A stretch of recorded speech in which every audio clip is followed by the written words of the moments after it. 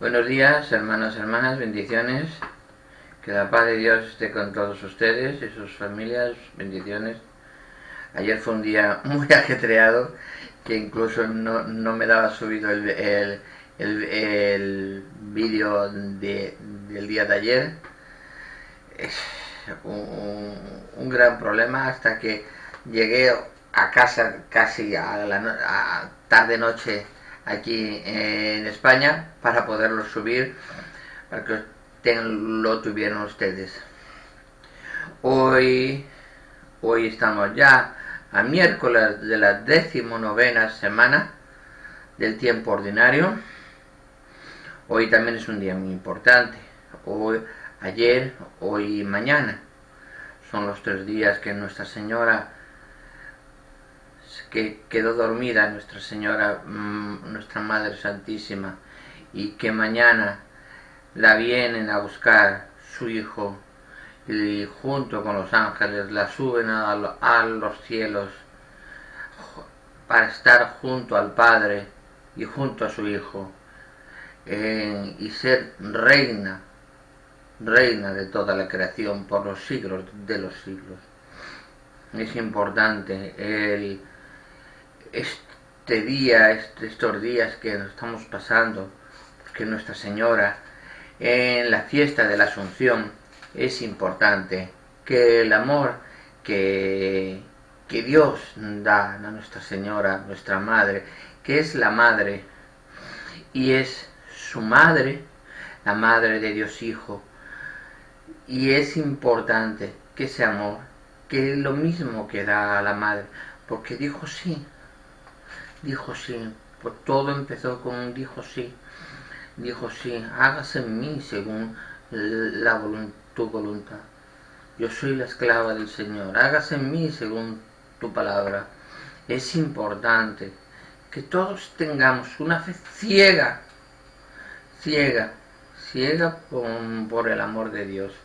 Siempre sabemos, porque sabemos que el Señor nos acompaña siempre, el Señor nos acude siempre que en oración y con amor se lo pidamos con nuestro corazón, mostrándole todo nuestro corazón en nuestra mano.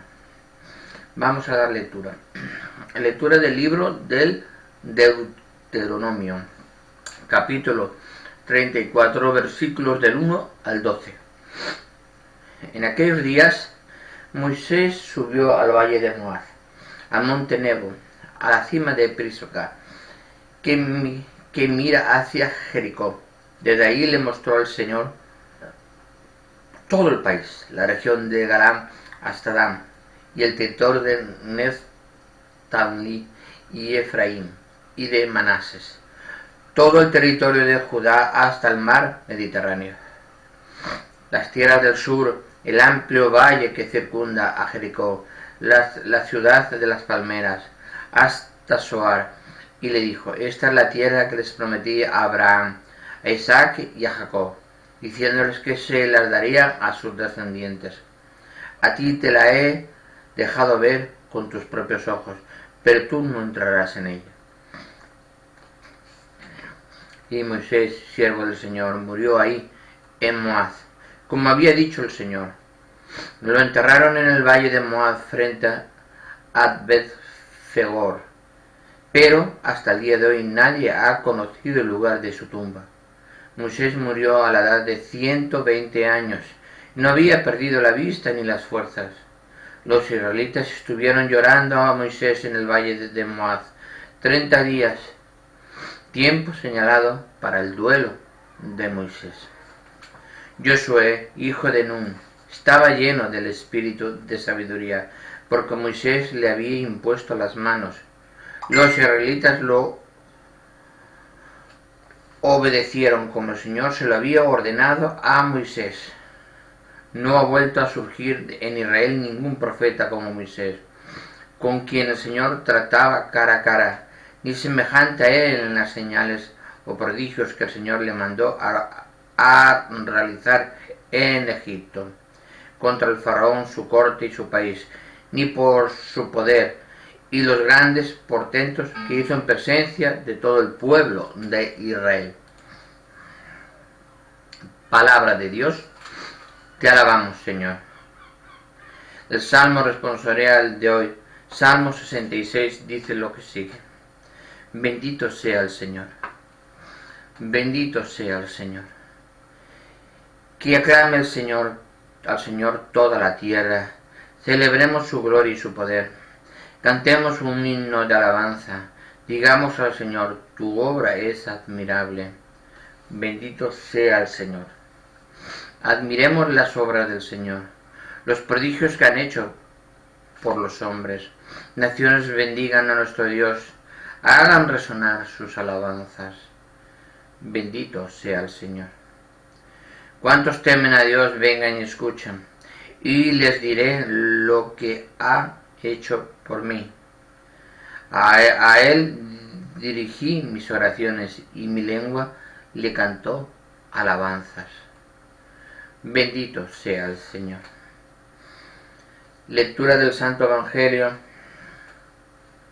según San Mateo.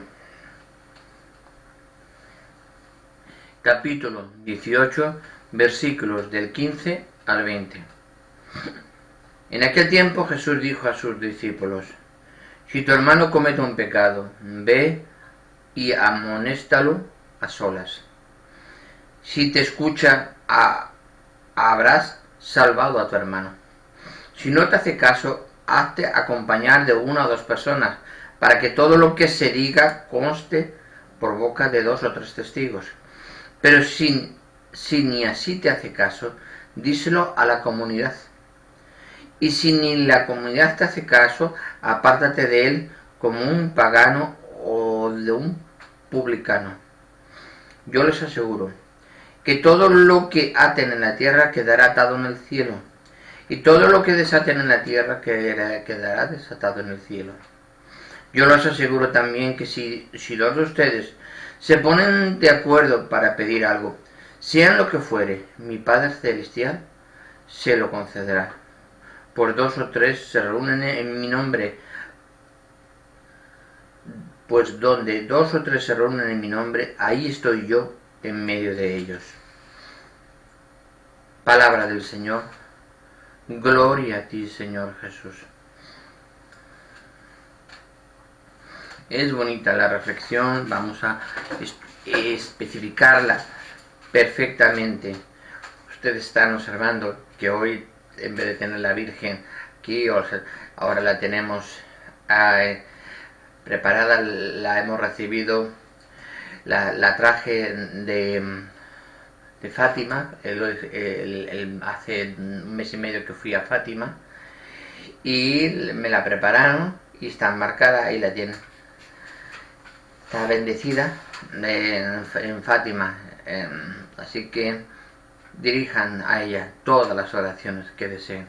Hoy es un día importante, es un día de Nuestra Señora, hay que dirigirse a ella siempre. Vamos a reflexionar siempre sobre las lecturas del libro del Deuteronomio. Hoy, como es como si fuera un sábado, afectos de la iglesia, mañana es festivo, es el día de la Asunción de la Virgen, es como si fuera un festivo. Daremos siempre, hoy y mañana, siempre solamente las lecturas que corresponden a la reflexión que corresponde, no la Biblia. Pasado volveremos otra vez con la Biblia, con los capítulos del libro del Deuteronomio, donde vamos a volver a poder leer estos versículos que nos dice en el capítulo 34 cuando lleguemos a él. El Señor le dice a Moab, dice: ¿por qué el Señor dice a Moisés que le enseñe desde lo lejos cuál es la tierra? Y esa es la tierra que yo he prometido a mi pueblo de Israel, pero tú no entrarás en ella, tú no la verás. Y murió allí. ¿Por qué?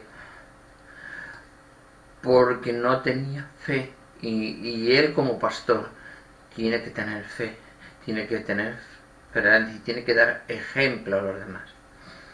Hoy en muchos sacerdotes, hoy en día, muchos no, estamos hablando de todos, con solo hay que haya uno, ya es mucho para una persona que cree en Dios y unifica todo en Dios. Una persona que se dirige, va por el camino equivocado de la palabra de Dios, entonces el Papa le impone el castigo, excomunión, la aparta de su ministerio, y la Iglesia ya está, y incluso el Papa el otro día firmó unos protocolos para en caso de los abusos y tal. Es la primera institución que yo estoy viendo del mundo que toma ese problema con conciencia para evitar ya que eso se vuelva a repetir. Jamás, porque todos los que servimos, todos los servidores en Cristo, deben dar ejemplo con sus obras, con sus actos y sus buenas costumbres, siempre con su amor y su cumplimiento de la palabra de Dios. Porque un feligrés va a mirar al sacerdote no como un sacerdote, como una persona, va a mirar como el representante de Cristo en ese momento, el más cercano al Cristo, una persona consagrada a Cristo, y lo va a tomar como ejemplo. Como los demás, todos tomamos ejemplo, veneramos a los santos, los católicos veneramos a los santos porque tomamos ejemplo de vida, de costumbres, de cómo llegaron a la santidad.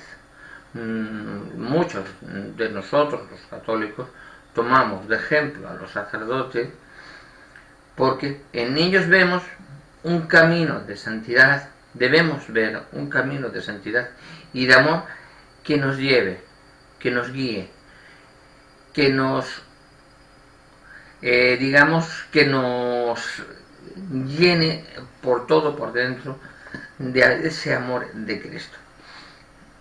Cuando vemos una equivocación, un error, un pecado por parte de ese sacerdote, no estamos hablando solo sacerdotes, laicos consagrados, monjas, cualquier persona,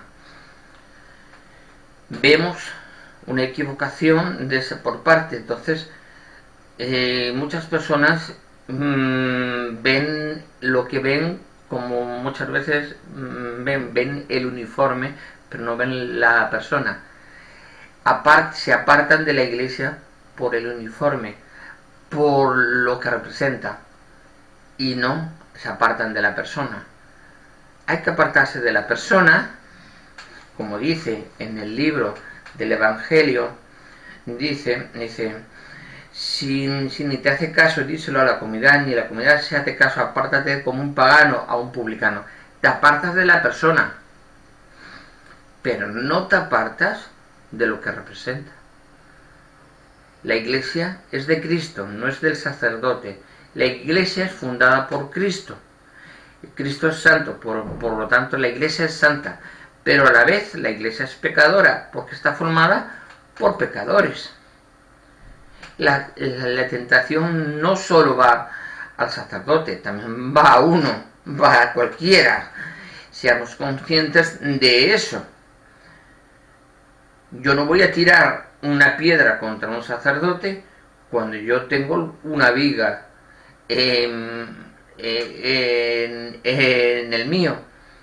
Yo no puedo tirar una piedra contra el sacerdote por un pecado que haya cometido, cuando a mí podría tirarme una viga contra mí por los pecados que tengo. Seamos conscientes en eso. Nadie puede erigirse juez. Nadie puede erigirse juez. El Señor aquí en la lectura del Santo Evangelio según San Mateo nos lo dice muy claramente. Dice: tu hermano comete un pecado, tu hermano en Cristo. Un sacerdote es un hermano en Cristo. Ve y amonesta a unas horas. Oye, mire, usted esto no puede hacerlo. esta agresión sexual o este problema que tenga, usted no debe hacerlo. Si te escucha, lo has salvado. Lo has salvado en ese amor a Cristo, lo has salvado. Si no te escucha y no reconoce que tiene un problema, entonces el Señor mismo a través de San Mateo te está diciendo, lleva 2, 3 testigos que den fe de lo que tú haces. Ya lo dice en el Evangelio, lo dice el propio Jesucristo. Mi testimonio da fe de mí mismo, y el Padre da fe de mí a través de lo que yo hago. 2 testimonios según la ley judía, 2 testimonios dan verdad, hacen verdad. El acto del bautismo en el río Jordán, la sola presencia de Jesucristo ya es un testimonio. Llega el Espíritu Santo y se posa sobre la cabeza de Jesucristo, ya es un segundo testimonio. Y se escucha la voz del Padre, este es mi Hijo, el predilecto, el elegido. Ya son 3 testimonios. Aquí San Mateo nos dice, pero si ni así te hace caso, dice, si no te hace caso, hazte acompañar de 1 o 2 personas, para que todo lo que se diga conste desde la boca de 2 o 3 testigos. O 3 testigos, estamos hablando de hasta 3 personas testigos de los hechos. Pero si aún así ni así te hace caso, díselo a la comunidad.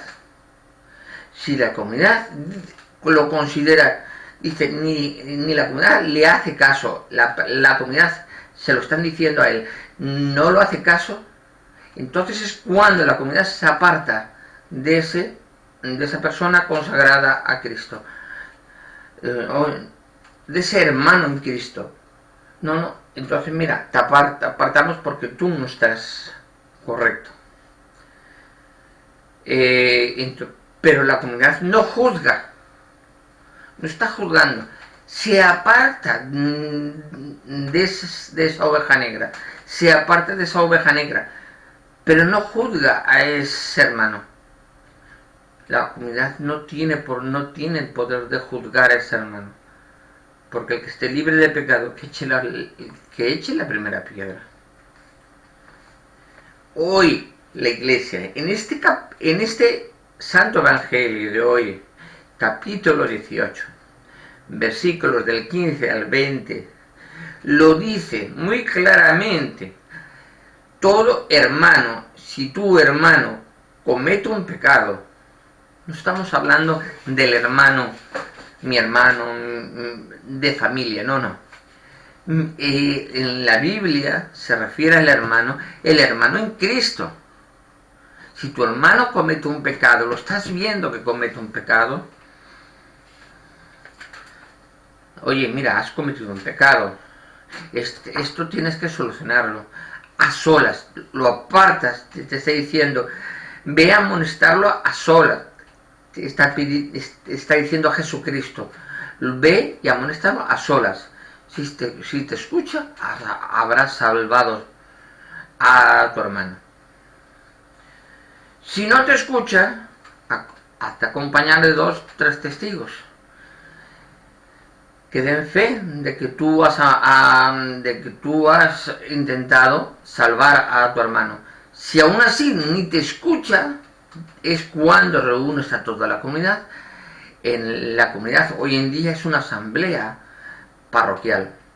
Cuando se juntas a la asamblea parroquial, expones el tema y se lo dices a ese hermano. La asamblea, en unión de toda la asamblea, le comentas al hermano que ha pecado, cuál es mire, consideramos que eso no lo debe de hacer, que eso es un pecado lo que usted acaba de hacer.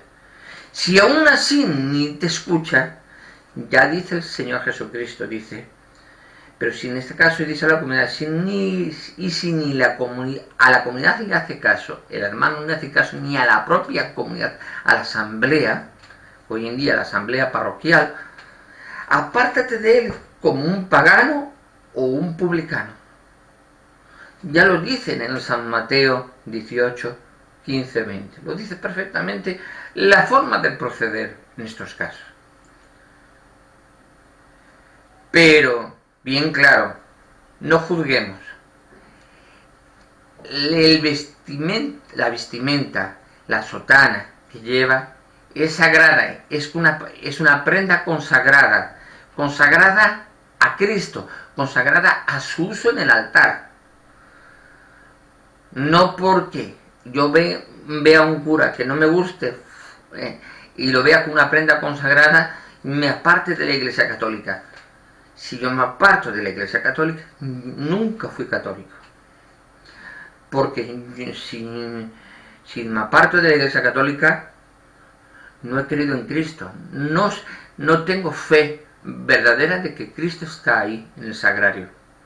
Ahí en el sagrario, esperando a ser mi alimento en la fe. Es importante esa matización para que todo el mundo la entienda. Dice, y yo les aseguro que si dos de ustedes se ponen de acuerdo en pedir algo, sean lo que fuere, mi Padre Celestial los concederá. Pues 2 o 3 se reúnen en mi nombre, ahí estoy en medio de ellos.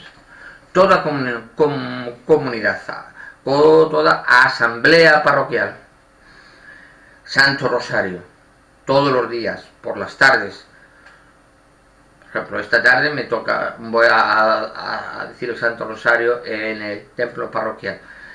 Pues ahí pedimos en oración, al recitar el Santo Rosario, por las intenciones de esta persona, de este hermano en Cristo, por estas otras intenciones, por los enfermos de la parroquia, por las almas del purgatorio, por las almas de todos los difuntos de la parroquia. Todas esas intenciones. Ya nos dice en el Santo Evangelio, en el capítulo 18, dice, si 2 de ustedes se ponen de acuerdo en pedir algo, solo 2, mi Padre Celestial se lo concederá automáticamente. Porque 2 o 3 que se reúnen en mi nombre, allí estoy en medio de ellos. Cuando vas a misa, ¿dónde te reúnes? Reúnes en el templo. Te reúnes bajo el nombre, se reúnen por un motivo, para estar con Jesucristo nuestro Señor. Ahí está Jesucristo. ¿Dónde está Jesucristo? En el sagrario. Ahí, cuando dice San Mateo en el capítulo 18, le dice, yo estoy ahí donde ustedes se reúnen, 2 o más personas, a partir de la segunda persona, porque ahí el Señor va a atender todas vuestras oraciones, súplicas, lo que cada uno necesite. Pues es importante dónde vamos a reunirnos más de 2 o 3 personas. En el templo, una asamblea parroquial, una gran comunidad cristiana católica, ¿dónde se reúne? En el templo. ¿Y dónde está Jesucristo? Según el capítulo 18, capítulo del Evangelio según San Mateo. En la iglesia, en el templo parroquial, donde se reúnen todos a rezar en mi nombre, porque lo dice muy claramente. Yo los aseguro también que si 2 de ustedes se ponen de acuerdo para pedir algo, sea lo que fuere, mi Padre Celestial se lo concederá. Por 2 o 3 que se reúnen en mi nombre, yo cuando voy a una iglesia, a un templo parroquial, me reúno en nombre de Jesucristo, por Jesucristo nuestro Señor. Y gracias a Él me reúno en un templo parroquial, porque voy a orar por nuestro Señor, a alabar a nuestro Señor y pedir en las oraciones, en las súplicas que se hacen a los fieles que se hacen los fieles en todo acto de la misa, pedimos, roguemos al Señor y contestamos todos lo que tiene que hacerse. Dice, escúchanos, Señor, y ten piedad de nosotros. Pedimos siempre que el Señor nos escuche y ten piedad de nosotros, que se cumpla nuestra súplica. Es importante. Hoy en día es importante en eso. Bueno, ahora os voy a explicar aquí una cosa. No vamos a ir con la Biblia, pero vamos a ver. Muchas personas, lo que yo os hago, no son homilías, son reflexiones. He cogido parte de la doctrina de la Iglesia y he hecho un pequeño resumen para que a ustedes, se los voy a leer para que ustedes lo razonen perfectamente y se expongan lo que nosotros estamos haciendo ahora mismo aquí. Es una reflexión de una homilía del Evangelio de hoy en día. No es una homilía, es una reflexión. ¿Pueden hacer los laicos la homilía? Esa es la pregunta que yo hice a la liturgia, a la doctrina de la Iglesia Católica. Y esta ha sido la contestación. A veces mi párroco invita a catequistas o religiosos a hablar en su lugar. En nuestra parroquia, cuando en algunas ocasiones vienen huéspedes importantes, misioneros, monjes u otras personalidades, el párroco les confía la homilía, aunque sean laicos o religiosos no ordenados. ¿Es posible eso? Esa es la pregunta. Hay que entender qué es la homilía. Esta es el anuncio del Evangelio realizado con la autoridad de Cristo. El ministro sagrado, de hecho, actúa in personam Christis, capitis, en la persona de Cristo cabeza. Y de esta forma ejerce el munus docenci, el oficio de enseñar, según el grado propio del orden recibido. Un acto semejante existe, por tanto, que quien hace la homilía está revestido de la autoridad que debe ser magisterial del mismo Señor y tenga la capacidad ontológica, es decir, que esté impresa de su propio ser. Esta se recibe mediante el sacramento de la orden sagrado, que imprime un carácter indeleble a las facultades espirituales del ordenado. En grados e intensidades diversas, pleno en el obispo, subordinado en el presbítero e inicial en la persona que se denomina diácono. Por eso la homilía puede ser tan solo si la hace el obispo, el presbítero o el diácono, solamente.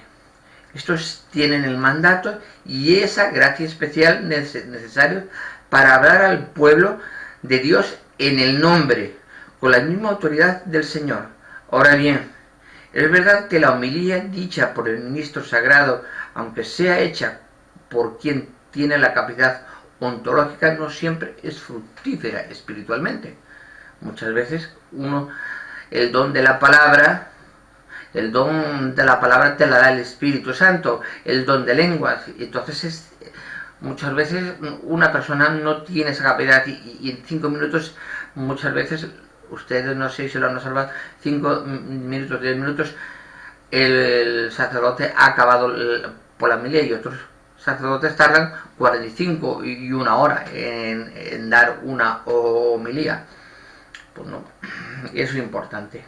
Bueno, que sea fructífera o no dependerá de la preparación doctrinal, de la santidad, de la comunión jerárquica de la Iglesia y de todas las capacidades del ministro, y no le dispensa de la continua purificación y profundización en la palabra de Dios, junto con la adquisición de mejores modos de lenguaje y de la comunicación. Se comprende entonces porque un laico o un religioso no ordenado no pueden en modo alguno hacer la homilía. Pueden ofrecer quizás quizás una espléndida reflexión, lo que estamos dando hoy, y lo estamos dando todos este tiempo, o dar un testimonio creíble de vida, pero se trata de un acto privado. No tiene la naturaleza teológica de la homilía como proclamación de la palabra con autoridad del Señor y realización aquí y ahora por su magisterio. Nunca tiene esa autoridad. Volvemos a repetir este apartado. Una espléndida reflexión o dar un testimonio creíble de vida, pero se trata de un acto privado que no tiene naturaleza teológica de la homilía como proclamación de la palabra con autoridad del Señor y realización aquí y ahora de su magisterio. Un laico no tiene esa capacidad, no tiene esa autoridad que le da el magisterio o ser una persona consagrada, una persona ordenada. A veces sucede que tras proclamar el Evangelio la Iglesia suspende la liturgia y concede a privados que intervengan en ella. Pero así la homilía se omite y se sustituye con una reflexión privada. Sí se puede hacer. Que puede ser muy noble, preparada espiritualmente e incisiva. En pocas palabras, su intervención, si el párroco lo dispone así, es correcta, pero no es una homilía. La puede pedir el párroco, una reflexión privada, pero no es una homilía. En ningún carácter reviste la misma categoría que una homilía. Se entiende, sin embargo, que entre el anuncio autoritario del Evangelio y un comentario privado hay un nivel distinto de cualidad sobrenatural y de compromiso magisterial. La misión del sacerdote es ofrecer la seguridad de un anuncio con autoridad que le ayuda a discernir entre las múltiples y a veces contrapuestas interpretaciones de los hechos de la fe, que hoy en particular corren el riesgo de acabar con las convicciones de la fe de los sencillos. Efectivamente, yo puedo expresar una reflexión privada, pero otra persona puede expresar otra. ¿Y cómo nos ponemos de acuerdo, no? Sin embargo, hay una homilía marcada por un magisterio, que es un sacerdote, un presbítero, un obispo, un laico, que ahí puede determinar perfectamente qué es lo que se dice.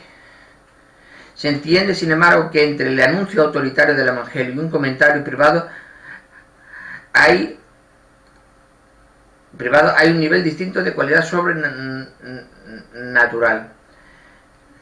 Bien, ciertamente es un don de Dios que religiosos y laicos estén cada vez mejor formados, incluso con títulos académicos en las diversas ciencias teológicas, y estén preparados tanto para actuar en las instituciones como para ser profesores de teología. Pero su servicio debe saber cuáles son sus límites, cuál es el sentido del magisterio, el respeto a quien lo ejerce y en la liturgia, cuál es su lugar para que no haya confusiones entre el estar preparado teológicamente y el munus docendi de los ministros ordenados. Bueno, hemos explicado brevemente lo que es el magisterio, lo que es la homilía, y lo que les damos aquí una breve reflexión privada teológica de lo que uno entiende de las Sagradas Escrituras, y para que todo el mundo quede concretamente bien entendido, que esto no sustituye la homilía. La homilía es verdadera palabra de Dios, porque la dice una persona consagrada a Cristo nuestro Señor. Está consagrada y tiene la autoridad, está revestida de esa autoridad del magisterial de la Iglesia para decirla. Pues, y las otras son reflexiones privadas que puede cualquier cura, párroco en cualquier iglesia, exponerlo a una parte privada de las personas, pero nunca va a revestir carácter de una homilía. Bueno, bendiciones a todos, que la paz de Dios esté con todos ustedes y sus familias. Nos vemos en el próximo vídeo. Mañana va a ser un poquito tarde porque al considerarse como festivo empezaremos hasta a partir de las casi 4 y pico de la tarde a grabar, o sea que en hora española, o sea que va a ir un poquito más tarde. Bendiciones.